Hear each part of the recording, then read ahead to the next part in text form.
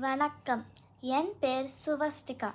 நான் ஐக்கிய அரபு அமீரகத்தில் ஓவி கல்வி மையத்தில் தமிழ் படிக்கிறேன். நான் இப்பொழுது பாரதிதாசன் எழுதிய பாடல் கூறப்போகிறேன்.